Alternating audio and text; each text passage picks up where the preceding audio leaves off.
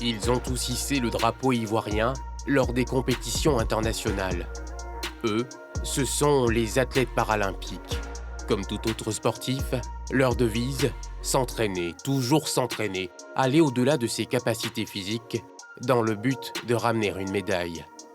Mais le chemin qui mène à la victoire est souvent parsemé d'embûches.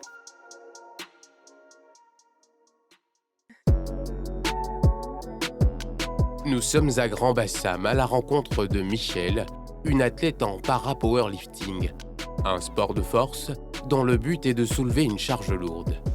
Dans cette discipline, elle détient le record de médailles dans sa catégorie sur un plan national. Cette médaille d'or, je l'ai eue au championnat national de Côte d'Ivoire. J'étais championne de Côte d'Ivoire dans ma catégorie, moins de 41 kilos, en 2019. Celle-là, elle est ma toute première médaille. Je l'ai eue en 2009 en Égypte. Il y avait un championnat d'Afrique. Voilà. C'était ma première fois de participer à une compétition internationale. Elle totalise 4 médailles, dont une d'or, une d'argent et 2 en bronze. Pour en glaner d'autres, la jeune dame s'entraîne 3 fois par semaine.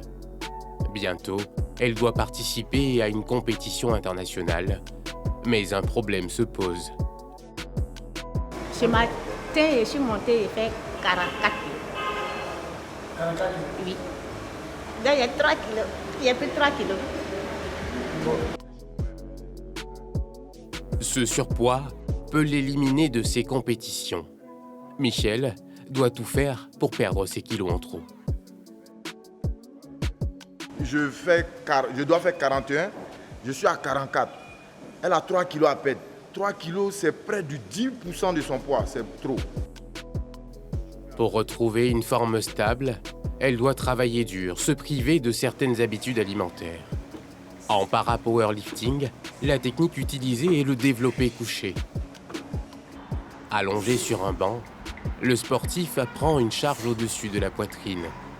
Il la relève pour tendre à nouveau ses bras. Et les mouvements doivent être tous synchronisés. Ce sport, Michel le pratique par passion. Une passion qui dure depuis 11 ans et dont les retombées économiques sont minimes.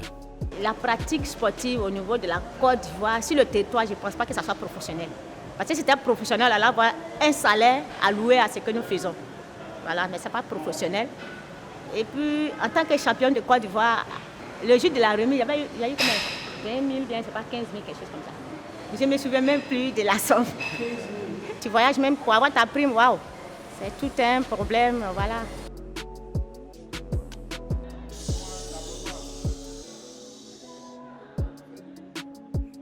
Malgré tout, son rêve, comme celui de tous les athlètes, est de remporter une médaille olympique.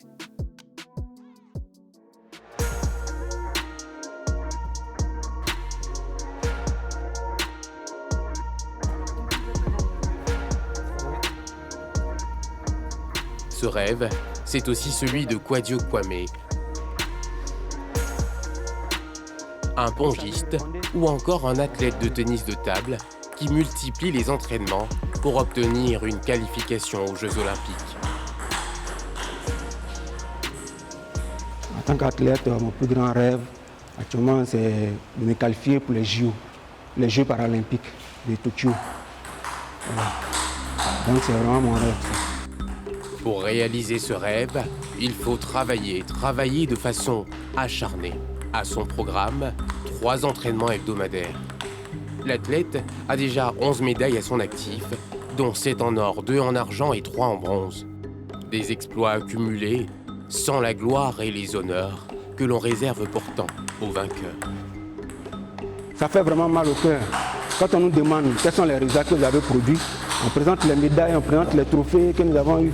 Mais qu'est-ce qu'on appelle ça, l'État vous donne comme récompense? Rien. Je me dis peut-être parce que nous sommes handicapés. Bon, nos médailles, nos trophées sont handicapés aussi. Le regard de l'État est handicapé. Donc tout est handicapé. La médaille olympique, celle qui compte plus que toutes les autres, pourrait changer sa vie, alors elle reste son objectif principal.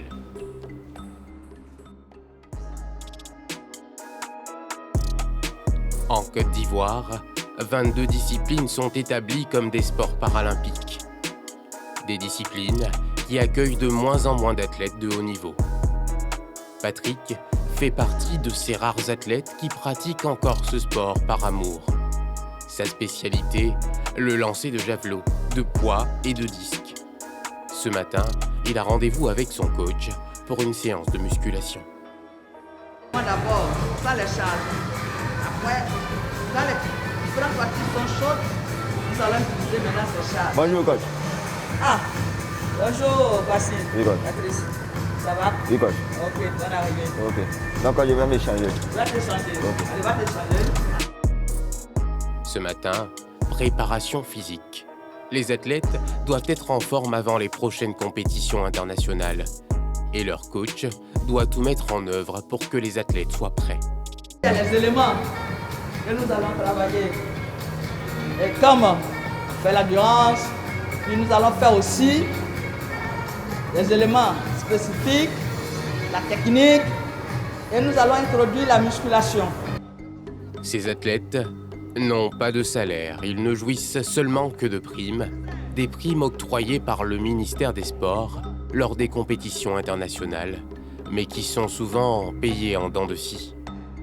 Depuis mars, nous étions à Marrakech et nous avons fait des compétitions.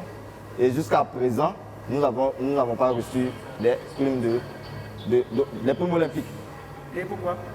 Ah, là, nous ne savons pas pourquoi. Sinon, nous savons que nos voyages ont été pris en compte par le ministère. Ils ont reconnu qu'ils allaient payer les primes. Au départ, c'était à défaut des budgets, des disponibilités des budgets. Mais jusqu'à présent, on se dit que les budgets sont disponibles. Voilà, jusqu'à présent, on n'a pas encore reçu.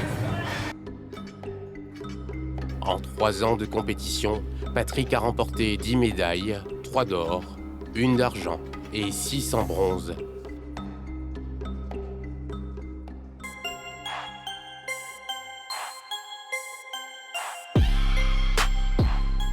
L'histoire du sport paralympique en Côte d'Ivoire est étroitement rattachée à celle d'un homme, Alidou Diamoutene, un redoutable champion de para-powerlifting.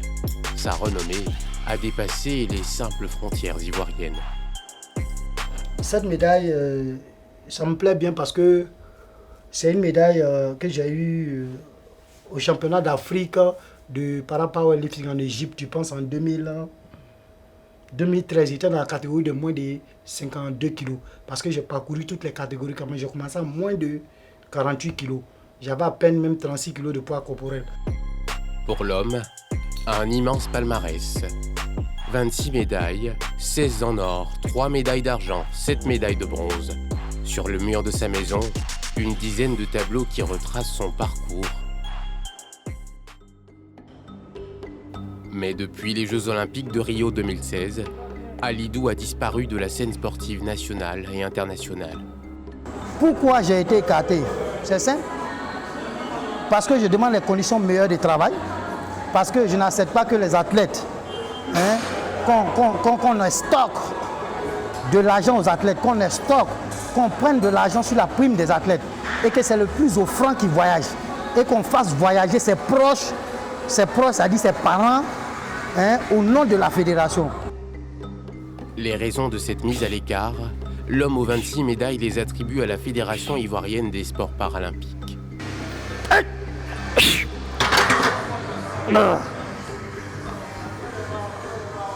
Tout le monde connaît le président de la Fédération ivoirienne des sports paralympiques depuis Rio.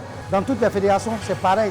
C'est des choses qui existent. Peut-être qu'aujourd'hui, c'est sorti. Aujourd'hui, vous voyez un peu au niveau du football des choses qui sont en train de sortir. Mais imaginez, pour des fédérations dites mineures, c'est ce qui se passe et c'est ce qui se fait toujours.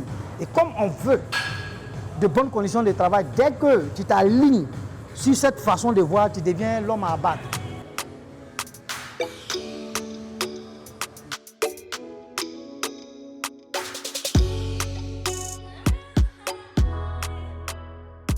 Pour comprendre les raisons de cette mise à l'écart, nous avons rencontré le président de la fédération, Serge Pacôme-Trazier, à qui nous avons demandé son avis sur le sujet. Pour que tu sois athlète de la fédération, il faut être athlète d'un club affilié à la fédération. Et depuis lors, Alidou ne remplit plus ces conditions. Qui vous montre sa licence fédérale, qui vous ne serait que montrer sa licence fédérale, cachetée par le président qui est là, qui est ici. Il doit avoir une licence internationale au niveau de l'IPC. Vous voyez, est-ce qu'il a cette licence qui vous montre, ne serait que sa licence de l'IPC, qui vous montre sa licence nationale? Depuis 2016, la Fédération paralympique est divisée en deux. Serge Pacôme-Trazier et Adama Koné, l'un des médecins, se disputent la tête de la présidence. Ce dernier clame une élection au cours d'une assemblée générale organisée par les présidents des clubs.